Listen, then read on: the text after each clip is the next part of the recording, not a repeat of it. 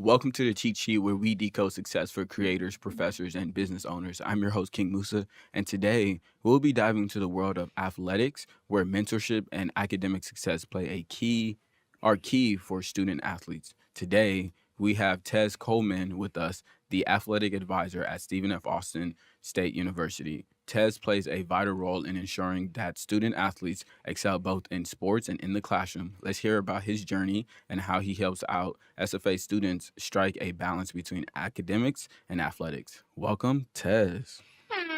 Thank you for having me. Thank you for having me. It's a pleasure to be here, man. Yes, sir, man. I'm glad you made it here. Before we get started, a little icebreaker. Athletic advisor. I gotta know, what sport did you play and how long did you play? Things like that. I got you. I grew up all my life playing football and basketball. Those were the two sports to me. Yeah. Like I said, started at a young age, probably like 6 years old, played those all the way through middle school, high school. Was fortunate enough to get a scholarship to play football at a small NAIA school, Kentucky Christian. Played 4 years there, and that was it. Yes, sir. Okay, and then into advising. I'll take it. Yes, sir. I got the chance to play. I started in football, of course, and then by high school, I got to do wrestling.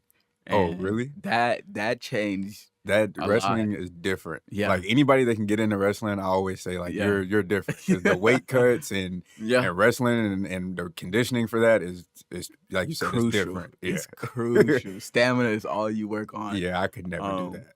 But it was completely different. It brought this individual mentality. Like Mhm. we're still a team technically, but I can surpass my team. Like Yeah. my team might not make it, Yeah, but you I might. can keep going. Yeah. You know? And Yeah. I'm like, okay, so I'm in football, play linebacker and running back. So I'm like, all right. You can do your job, but Right, you if know, y'all ain't scoring no points, you probably not winning. It started at the snap. If the line not right, I Yeah. can't do nothing at all. Exactly. So, yeah, so I had to switch over there, and it got pretty fun. Then I got a concussion my senior year. This is my fourth reported one. Nah, And they nah. were like, yeah, you're done. And Yeah, I'm nah. like, I was fortunate enough. I think I maybe had one. yes, sir. I wasn't diagnosed with a concussion, but I Yeah. think I had one in high school. I mean, it's funny, me and my dad were just talking about it. He was Yeah. like, I swear you had a concussion. He was like, we spoke. He was like, you seemed fine after the game. He was like, the next day you were talking about we didn't speak. Right. And I was like, I really don't remember that. Even to Right. this day, he was like, yeah, you were definitely concussed. And I was Yeah. like, maybe. I hit two of them. I was like, I'm in districts right now. I can't Yeah. let it go. But let's go ahead and get started. Go ahead and introduce yourself and tell us what you do here at SFA. Yes, sir. My name is Domantez Coleman. I go by Tez. Here at SFA, I'm the athletic academic advisor Yes, for sir. the men's and women's basketball team. I have bowling as well. Okay. So basically, just on a day-to-day, what I do is host study hall Mhm. for men's and women's basketball. Just ensure that they're doing everything that they need to do as far as academics go. Looking at their homework for the week, if they're traveling, Right. just taking consideration all these different things and just making sure that everything's getting done. If they have any questions, answering those questions, providing them with the resources that they may need to be successful. Tutors, Right. meeting with their teachers, advising them on, what classes, you'll have to take in the future, why Yeah. this is so important. Obviously, you've heard it before, student, athlete, athlete second, student first. Right. So, and I get it, a lot of kids, especially in today's world, it's tough to put that student first. Yeah. But that's kind of what I'm here for, just to make their lives a little bit easier with the student and the academics part. Yes, sir. Listen, I have a list of academic advisors that I'm supposed to talk to, Yeah. and You've never met I- any of them? no, ooh, that's right. The rest of them I haven't. I have two of them. But even for me, at first, when you get here, you don't think about your advisor as Mm-hmm. so prominent, somebody that can really help you out. You're just here to help me get to my next class. Exactly. And that's it. But as you was describing what your job is, what your role is, and Mhm. who you are, that's the part most people skip over. Like, y'all are actually here to Exactly. make sure you're in class, you're taking care of study work, things like that. But we're gonna find out more of how to actually access all those things and Exactly. how Yes, you sir. how you make it work. Let's take a quick step back. Where are you from? How many siblings? Did your parents go to college? Gotcha. Things like that. Get a little background. And Uh, how did you fall in love with maybe advising? Like, where did the Where did that option of start? advising start at? Got you. So I'm from a small town in Tennessee. Right. It's called Dixon, Tennessee. I always tell people Nashville because nobody ever knows where Right. Dixon. So it's like 30 minutes outside of Nashville. Okay. Um, grew up there. My Mom could have went. She did not go to college. My dad didn't go to college. So my Yeah. dad drove trucks growing up. My mom was a manager at a company called Fred's. Right. So she did that for however many years. Now she works at Murphy's. Okay. I have one sibling, and then I have a step sibling as well. So I have an older sister who just turned 30 recently, which is kind of crazy. Yeah. And then I have a step brother as well. And then I have nieces and nephews now that my sister's older. She's Okay. got kids.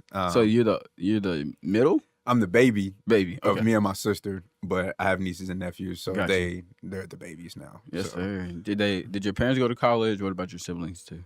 My sister went to Austin P for, I want to say 2 years. Okay. Eventually, just dropped out. Just decided to go to work. Yes, sir. My mother and my father did not. Okay. Not that I know of. So what made you pursue college? And then, what made you pursue college? My parents. Okay. They were kind of forcing it upon me. My dad's always told me, like, hey, sports are not going to forever be there. You need to make sure you're getting your education. My mom she wasn't so heavy on me. She was like, whatever you want to do, I support you. I think just somewhere down the line, I just made it a point, like, I'm going to play college sports. I'm going to get through college, and I know what I wanted for myself. The people that I looked up to, that's what they did. So it was only right for me to do it as well. Yes, sir. I mean, going to college for sports, like you said, it is one thing. Mm-hmm. What did you study in college? So I have a bachelor's in business administration. Okay. So I didn't know exactly what I wanted to do, Yeah. but business was so broad. And how I saw it was everything has business in it. Right. Money is made everywhere. Yeah. So if you can get a background in that, I can pretty much put myself in position to do anything I want. Yeah. So that's kind of how I saw it, and that's why I went with business. Dude, that's so cool because most students have that degree that are athletes, and to know that your advisor was literally in your same spot, it makes them completely relatable. And that's where I think I have a really good relationship, like, with a lot of the kids. And they hear me because, like I said, I go through those things, or I went through those things not even 5 years ago. Like, it was like 4 years ago, I was in the same exact shoes because I'm only 25. Yes, sir. So, and that's another thing, like, too, that, like, I'm younger, like, I know what they're going through. I've been there. Like, it was just recent that I was going through it, so they understand that. And I think that's what helps me and gives me a little bit of an advantage just in my position right now. Dude, you're 25? Yeah. That's amazing. Yeah. All right, then. Okay, now we got outside of sports, outside of advising and stuff like that. What are your interests, hobbies, and passions? Man, simple. I'm a simple guy. Okay. Family, sports, obviously basketball, football. Right. Self-care, I would say. I invest a lot into myself and making sure that I'm happy and I'm doing everything that I want to do. And then working out, just health, overall wellness. It's kind of, like I said, away from sports. I don't really play sports anymore, so I had to stay active and just kind of started picking up weights at some point and just living a better life, or trying to live a better life as far as health and wealth. I'm a add that you're young, so of course you gotta look good, you gotta feel good, things like that. Family is good. I think family is always great. But there gotta be, unless you're really in love with your job this much, there has to be something that spins your mind. You're on the game. Okay. So he's just young. All right. I'm a young guy. Yeah. I don't go out like that. I'm in the house with the guys playing the game. Like I said, it's just me. So I moved out here. It's just me. Okay. So I live alone, all of that good stuff. So I'm on the game with the guys. I'm actually looking into getting a dog soon. Okay. Just need that companion. But other than that, yeah. Like this is true. Okay, let's do it then. All right, then let's go ahead and dive into your career then. What is your vision of advising? Like, what's your the way you see advising, the purpose you see in it, and how do you run advising as far as athletics and stuff? Man, I look at it. I tell people all the time, I'm the advisor, but I look at it like a big brother role. Mm-hmm. Like, for me, like I said, I'm not much older than a lot of them, right? If not closer, like really close to the same age. Yes, I deal with their school and their academics, but I also try to give a lot of life advice. Right. I've dealt with a lot of things. I've been through a lot of things just in my short 25 years. Right. But also, I just think that if I can share my story with you and how I went through something similar to what you're going through, and it helps you, that's all I can ask for. So with advising, like I said, yes, I deal with their academics and I go through and, hey, you have this homework due tonight. Next week you have an exam. all these things, but also just checking up on a lot of these kids. As you know, with social media today, it can get tough. Yeah. So just checking in, hey, how's the family? How are you? I often try to ask the question, outside of basketball, how are you? Are you Right. okay? How is life? Is there anything I can help you with? Anything, what I'm saying, that you just want to get off your chest? Mhm. You want to vent, anything like that. Just making sure that a lot of these kids are okay. Okay. Because I think a lot of people don't ask that question. Who's helping them outside of, because, in sports, they got coaches. The Yeah. coaches are yelling at them, asking them to perform well. We're asking them every day in school, hey, you got to go to class, you got to go to treatment, you got to go to Right. practice, you got to do all these different things. But, like, who's really checking on their mental? Who's really Mhm. making sure that they're okay? So I think advising, like I said, obviously is the obvious schoolwork and making sure they're doing that, but also Right. just checking in on them, making sure that they're okay, and just being somebody that they feel like they can come to and just talk to about life problems with.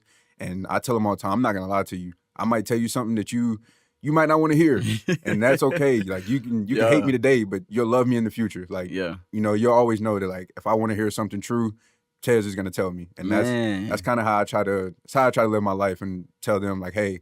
Like, even if they're in trouble, I'll tell them, like, hey, this is what I'm going to say. Right. I don't want you to think that I'm lying on you or nothing. If you feel some type of way about this, Mhm. I apologize, but this is the truth. I'm not going to lie for you.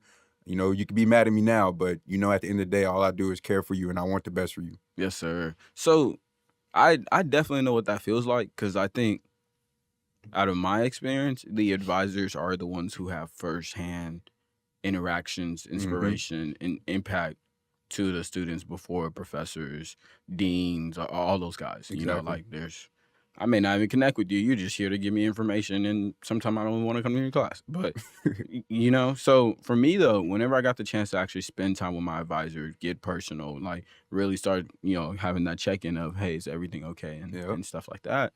A lot of it. Well, I want to ask this: how do you handle, the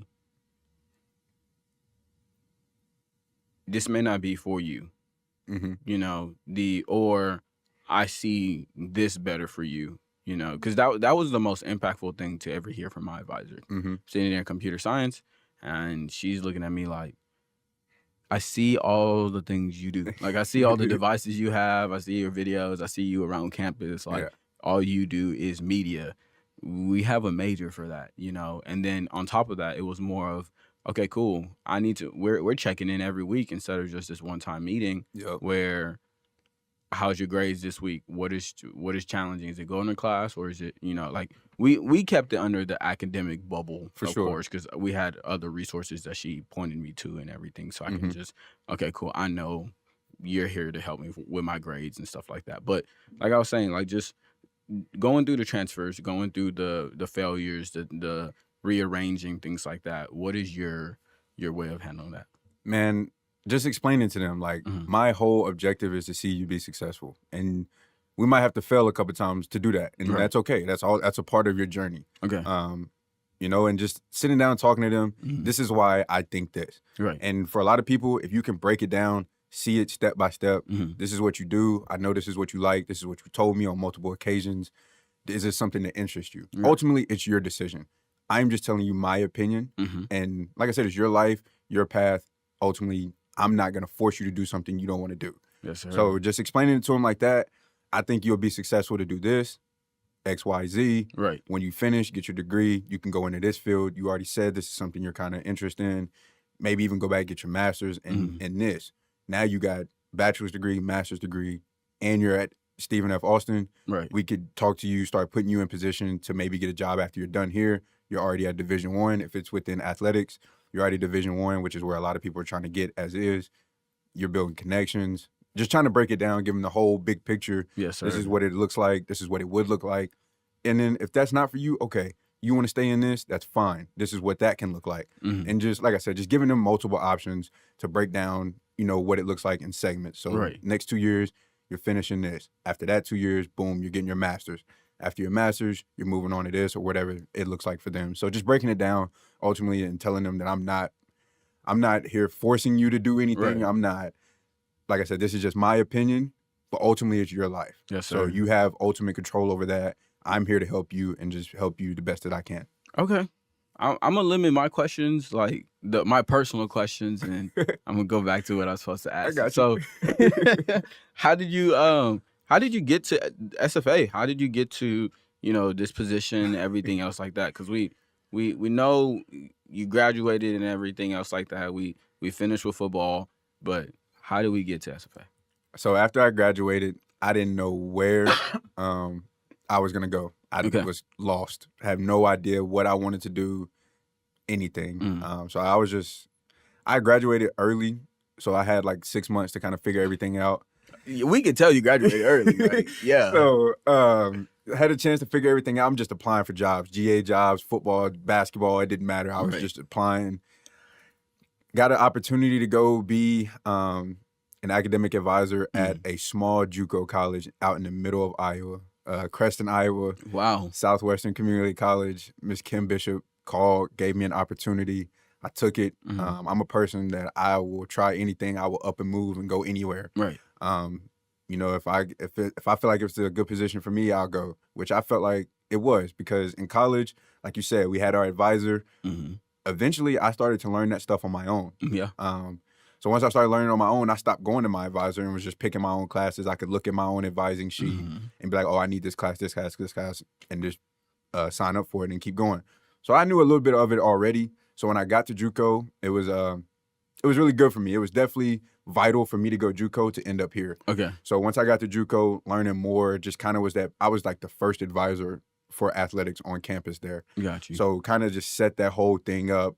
Me and my boss worked closely every day, just trying to set everything up that first year. Then my second year there, because I was there for 2 years, it was my contract was for 2 years. So after that second year, it was just kind of like picking it up from year one, and it was great. I had a great time there. I learned a lot. My boss, like I said, Miss Kim Bishop, can't thank her enough. She helped me a lot just in growing and understanding and what to look for, what it would look like. So then 2 years there, ended up, I didn't know what was next after that. Right, so I'm back in another position. I'm like, I don't know. So I'm applying for jobs again. Back to the drawing board. Yeah, so I'm applying for jobs again, man. Oh, man, athletics, it's always changing. I knew I wanted to get to Texas, so I've always wanted to live in Texas since I was 15, 16. I don't know why. Right. It was just something I've always wanted to do.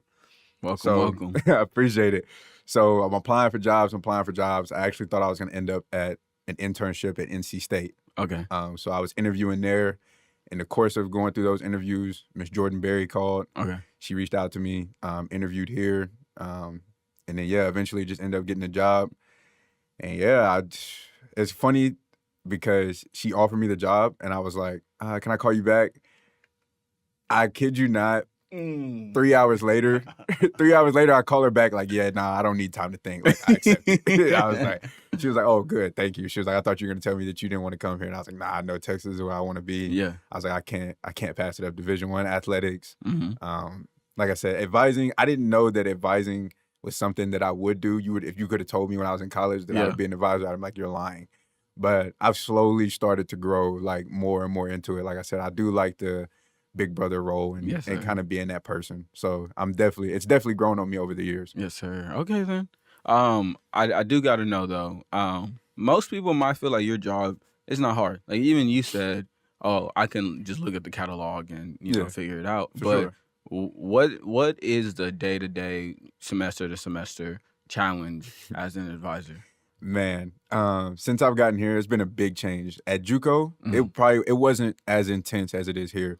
Since I moved here, it's a lot, just because you got to think I'm dealing with 15, 16 guys, 16 girls, whatever, plus bowling as well. I deal with more hands-on men's and women's basketball. Okay. So you got to think everybody's situation is different. So every day, I might have 2 kids who are really good in class who I just kind of got to check on. And then the next day, I might have 4 girls that are coming in that I know that I have to work, like for that hour that I have them, just working on them, like working with them the whole time. Like, hey, and as much as I'm not a tutor, sometimes I do have to help tutor and try to figure some things out on some stuff that I have no idea about. Right. So I'm reading through the directions and doing all this stuff too. But it's just a lot that goes behind the scenes, ordering books, stuff like that. Advising, like I said, we're about to have advising open up, registrations opening up. So getting everybody advised by their on-campus advisor, because they have 2 advisors as far Right. as athletics. Like you said, you have a bunch of different advisors. So trying to get them advised for that, trying to get them to get holds paid off of right now. Just so many just different things. And then Right. obviously, like behind closed doors, it's, you got APR points and just all these different things. Like Yeah. it's certification is something that's big, making sure that you're eligible for next year. So that's something that's really big. Man. Like just counting like all the credits that you've taken. What did you drop? What didn't you drop? Yeah. What do you might have to retake if you're transferring? What are you transferring in? Just all these just different aspects of it. Like I said, it can be a lot. But just day to day, it's just, somebody told me it's managing people, and it is. Right. Just managing, knowing who you have, and just making sure that they're on the right track to graduate and be successful here at SFA. So it can be easy as far as like picking classes. Like they can easily just go look and pick classes, but sometimes they don't understand like, hey, this professor, is a little bit tougher than this one. Or last year, a football player took this class and he didn't do so well. Why would we put you in that? I'm not going to put you in that to be unsuccessful. I want to put you with somebody who I think you're going to be successful with, and why I think you're going to be successful. So it's just different things like that. It's a lot of different moving pieces. But work they say 8 to 5, that ain't always the case. Some days it could be 8 to 8, and then you got work on the weekend, and then so like I said, it could be a lot in a week, and you're just like, okay, I done worked 8 to 7 every day. I'm supposed to be off at 5 o'clock, So, but that's just the life of athletics, man. You just got to know that comes with it.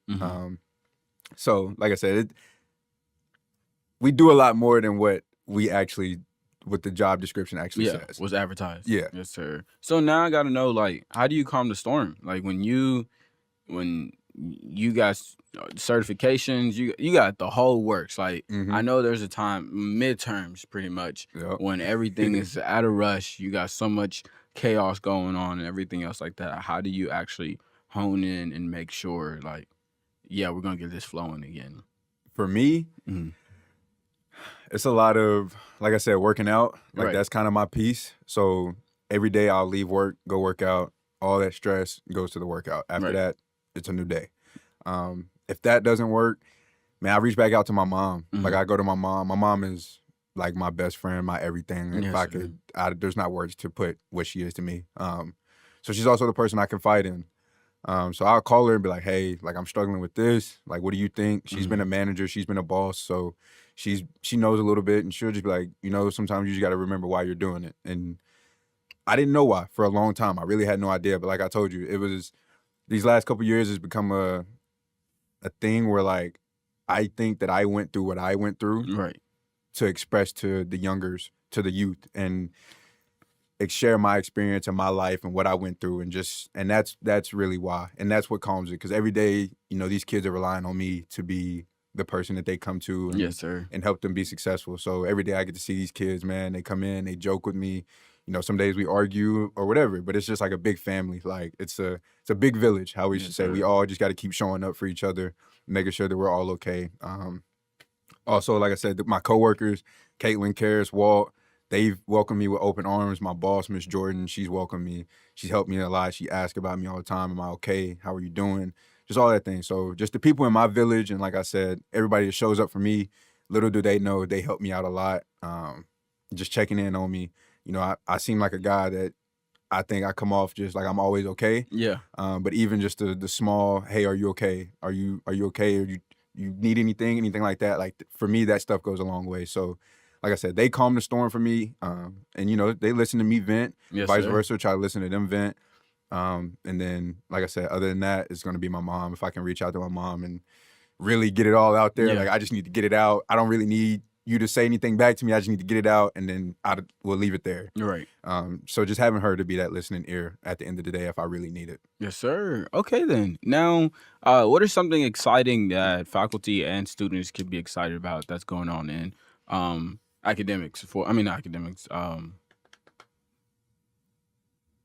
advising for athletics? Sorry. It was the 2 A's. It just had me stuck. So what are some fun things going on in advising for athletics for students and faculties can be excited for? Man, I don't know what's exciting as far as advising. I don't know. That's y'all don't got no question. Events going on, something students should be looking out for, And if not, do you have any advice you'll give to students to handling the rest of the semester? Yeah, no advice. Get the help early. As far as exciting stuff goes, nah, not right now. Like I said, it's a little hectic right now. Just trying to make sure everybody's good to get it advised. Like I said, registration is coming up in October, the end of Yes, sir. October. So that's a big thing I want to say. But as far as advice, man, start learning how to do some things on your own, just so when you do go meet with your advisors, you understand what they're talking about. Right. Because I know sometimes we can get caught up and just get to talking and spinning and spinning and spinning, and you're like, wow, I'm so lost. So just knowing a little bit about what classes you need to take, what's your major, and all that good stuff, and then you'll be fine. Like I said, Yes, sir. it's not a lot. If you can sit down and ask your advisor just to kind of, can you just break it down to me? Right. Just kind of, the more you look at it, like with anything, the more you do it, the more it'll start making sense. And I think that'll help you in the long run. So, if an advisor is trying to put you in a class, you're like, wait, can I switch it for this? Do you think this will be as hard? Right. Or, I think that just gives you a better understanding of why you're taking the classes that you're taking, what it's going towards. Because a lot of people don't even know that you have a core curriculum, which is like your English, math, science, Right. those things. Then you have your majors, and then you have your minors, then you have electives. So like, They got some layers to it. Yeah. yeah. So they're like, wow, that's a lot. Like I didn't even know I was taking all of that. And then they're asking the questions, why am I taking this? Well, you have to fill your core curriculum. Oh, what is a core curriculum? I'm like, okay, like now I got to break it down to you, and Right. like if you can learn that stuff, like you're golden. Like Okay. just something that simple will take you a long way. So when you're taking interpersonal communication, you're like, why am I taking that? Why can't I just take English 1 and 2? Where you're like, you got to fill your core curriculum. Like, oh, okay, it makes sense. Right. All right. And then you can keep going. So that's just my advice. Just try to learn a little bit. I understand it's school, it's classes. You're just like, I'm just here just to take them. Right. Whatever. If you can learn just a little bit of that, you never know. A kid like me, like I said, didn't think I'd be advising, but just learning a little bit of it got me to where I'm at now. To be here at SFA. So Yes, sir. you never know, Okay. man. You just never know. Thank you, Domantez Coleman, for joining us today and sharing your insight into the world of athletic advising. It's been a pleasure learning about how you've helped student athletes achieve success in all aspects of their lives. Remember, listeners, to subscribe to the Cheat Sheet and follow us on social media and stay connected. This is King Musa signing off, reminding you to keep pushing, keep achieving, and keep telling your story. Y'all have a great day.